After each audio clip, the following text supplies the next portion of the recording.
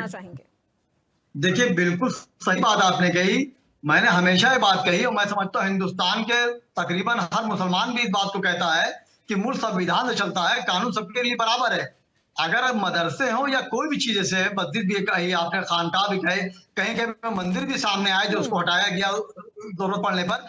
लेकिन मेरा हमेशा ये बात कहना रही कि जिस तरह के मानक से काम होते हैं, तो उस समुदाय को लगता है मानक से अलग हट के मामला हो रहा है, और जाहिर सी बात है अगर मदरसे बनाए गए हैं तो उसपे लीगल कार्रवाई हो रही है, और लीगल कार्रवाई के लिए उनको मौका है। अगर लीगल में उनको मौका लगता है कि हम अपनी जगह सही है, तो उनके लिए कोर्टें खुली हुई हैं।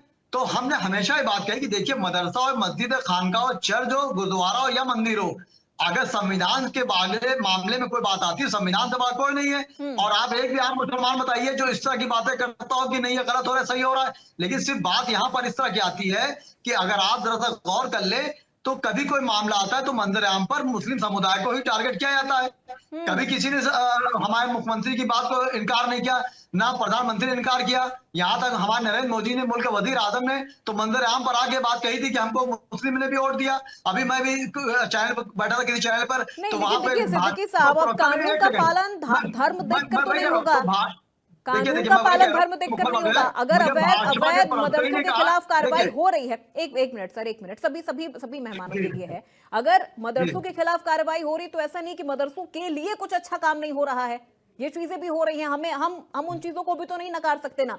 मदरसों में देखिए पढ़ने अब वाले बच्चों सवाल को क्या मुख्य है। धारा से जोड़ने की कोशिश की जा रही है, बहुत सारे देखिए सब्जेक्ट वहां पर जोड़े जा रहे हैं, लेकिन अब जो देखिए चीज सवाल अवैध क्या है है, वो देखिए है।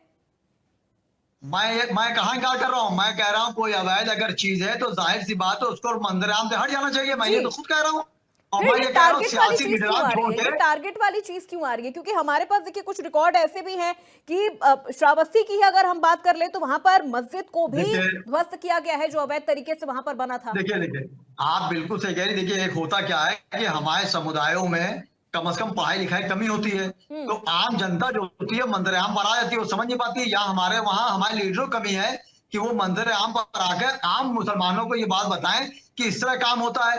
अगर मस्जिद को हटाई जा रही है, कोई मदरसा हटाया जा रहा है, तो आवाम मंजर आम पर आ जाती है। और सुन्नी में दिक्कत है इस बात की, सुन्नी में कि कोई का लीडर नहीं है। अभी कोई शिया का मामला हो तो मंजर आम पे जवाब साहब आ जाएंगे, यासूबाद साहब आ जाएंगे, वगैरह वगैरह। तो हमारा कभी पढ़ाई लिखाई की भी रही।